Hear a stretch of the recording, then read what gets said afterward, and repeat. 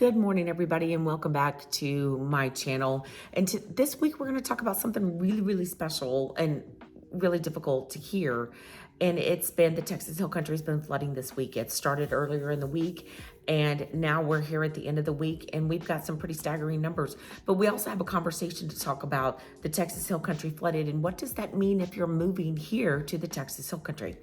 I'm Vanessa Bradford, your favorite local realtor, and let's really discuss this. This is important information if you're going to move here. So I'm going to go over some stats, and I'm going to tell a story so you know exactly where we're going, where we started, and where we're trying to go to, and what this information means to you. All right, the first thing we're going to talk about is that the Guadalupe River rose 32 feet in just 4 hours. It's verified stats from Governor Abbott from his press conference.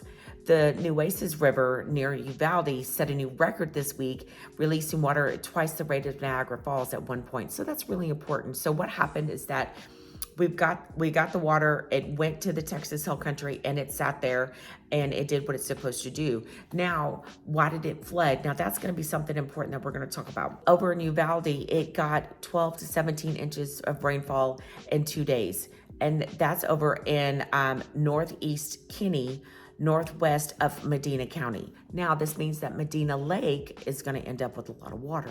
But what we really need to talk about is we need to talk about what happens. So when this water comes in, I'm from Houston, as everybody knows, and from Houston, we sit on muddy, sandy soil. But up here in the Texas Hill Country, we're sitting on limestone. So that limestone in these creek beds and all of this water has no place to go because it can't get absorbed into the limestone. Now, a couple of things happen. So the water gets into the rivers and then it flows. Now, they've been working really, really hard since the floods of 2025 on the July 4th weekend. And we're going to talk about the improvements that they've done as well. Let's talk about what happens to the water. So the water comes down, and down here, I call it gully washers.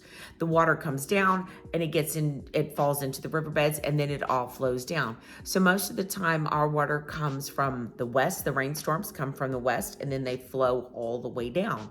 So that means that the water comes from Uvalde, Concan, the Fria River, the Nueces River, and it goes into Medina. Then the water that hits in Bernie will hit into the Guadalupe that goes all the way down the Guadalupe, then will flow into Canyon Lake.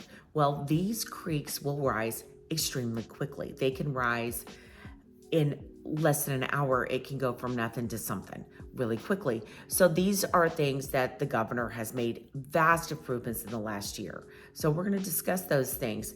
Now, let's move on to a little bit more pertinent information. Now, one of the things that happened is that we had flash flood warnings are still active right now in Edwards and Kerr County through July 17th, which is going to be Friday. So when you see this video on Saturday, those should have subsided. Let's go back to 2025 and what happened that really brought on a whole bunch of changes here in the Texas Hill Country. Well, on July 4th in 2025, the Guadalupe River, we've got a storm, and the water rose 1 foot every 5 minutes near Hunt, Texas. Now, all of this started at 4:30 a.m., and nobody knew what was going on. Now, this was a terrible accident. We got inches of rain of 20 inches in some areas. Now, it also did about $22 billion in damages across the region. Now, and only 3% where this happened in Hunt, Texas, which is in Kerr County, had flood insurance. Now, this is where the tragedy happens. Every summer, there's a big camp out here, and it's called Camp Mystic.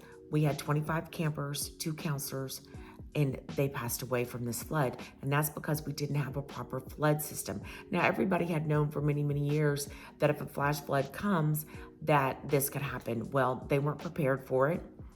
They didn't see it coming, and the state of Texas have taken some measures to make sure it doesn't happen. So now we have put into place some really important things, that we have a flash flood system. People are paying more attention to what's going on with the weather to help with these things. This does not by any means think that I diminish the value of what happened that summer, but I also do believe that we have to learn from these mistakes. So this summer, now 2 weeks into July, we had flash flooding. We knew what was coming. People were prepared. But this year, we did have some deaths. We lost 2 people. In the 2026 floods, we did end up with 2 people that passed away. One was swept away in an RV near Comfort, Texas. And then the other one was a woman who passed away in Uvalde. So compared to what happened in 2025, this is definitely improvement. Not that I think that any loss of life is acceptable. Now, what's improved, we need to talk about this, and this is what's important. So new state laws require overnight campers to have an approved emergency plan to move campers to higher ground during the flood, which did happen. More than 90 new river century flood warning sirens installed along the Guadalupe River.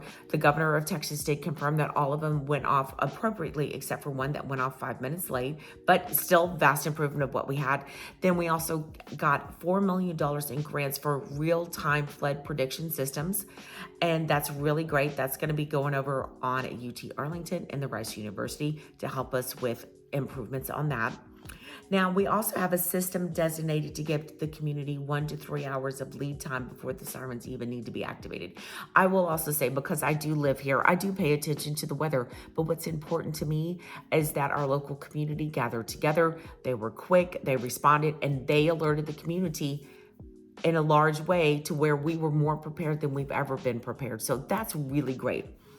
Now, they also have a full mobile system, not expected until September 2027. That's still in progress. That will be coming, but they're working on vast improvements. So that's really great.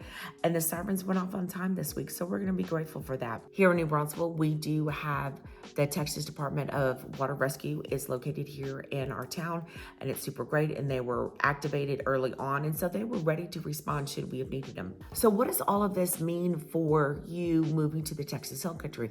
It means that we had a tragedy in 2025. 2026, we were more prepared. We are working to be even more prepared in 2027. Does this mean you should not move to the Texas Hill Country?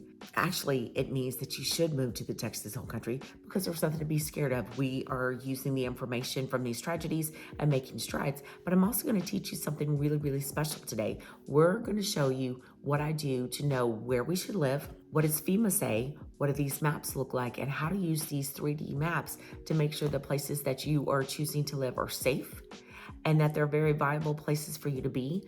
And I'm also letting you know that we have things in place to make sure that we're safe that we're going to do. So I'm on the FEMA website. Let's take a look at those things. On the FEMA website, what's important is I put in some addresses, and I really want you to be able to see what I'm looking at.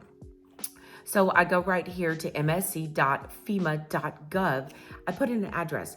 Well, I'm going to do 3 particular addresses because I want you to see different places over the Texas Hill Country. And I'm very aware of these maps. I look at these maps all the time, and I know where we are in different zones. Now, what's going to be important is that in this flood map, I've put in a place in Bulverde. So we're going to start with Bulverde. We're going to go to New Braunfels, and then we're going to head to Comfort, which is where the flooding is. Now, so I've added the address, and you can see it right here. It's a simple address. It's in Kinder Ranch. It's one of the major communities out there. Now, this is the FEMA map. Now, we're going to hone in.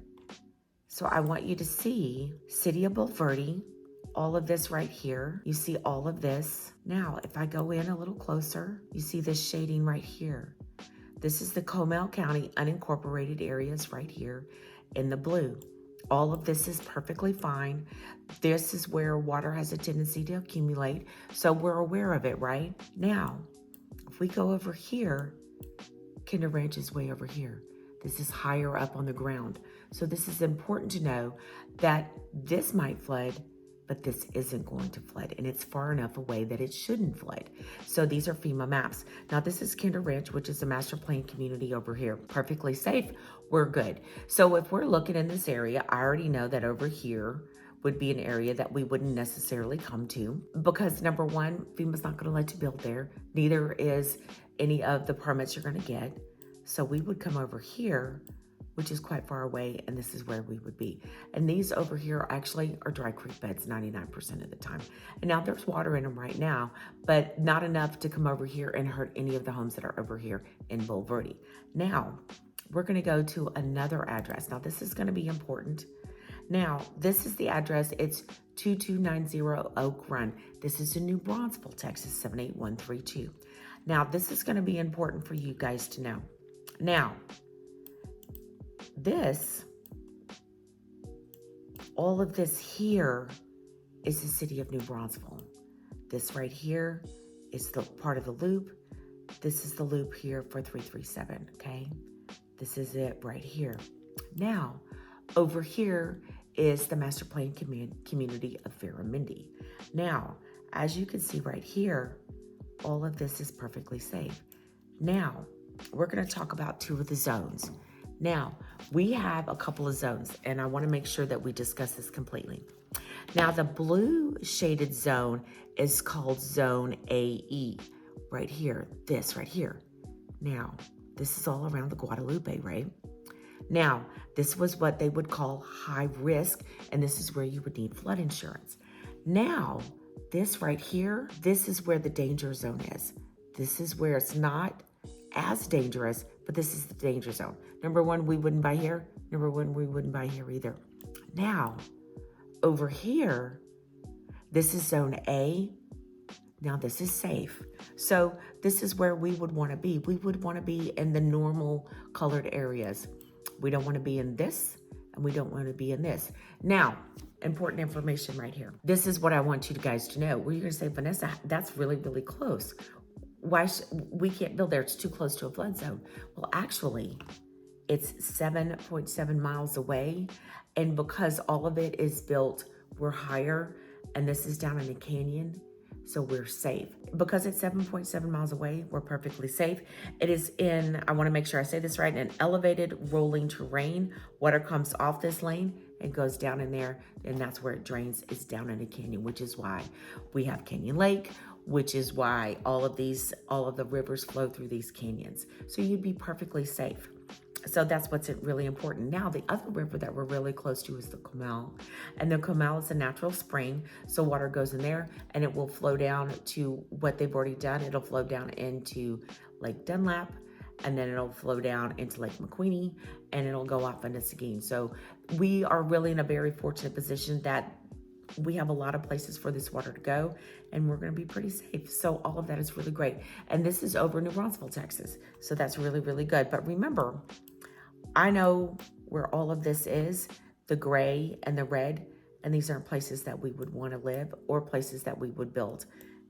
We would build all over in here. Or, now this right here is Highway 46. I'm going to take you over here on purpose to right here.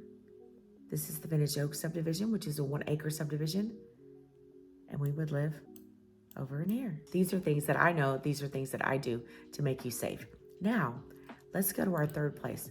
Now, this is over in Kendall County, and this is in Comfort, Texas. This is where there's a lot of flooding. This is where a person was floated away in a vehicle. And this is important for us to talk about.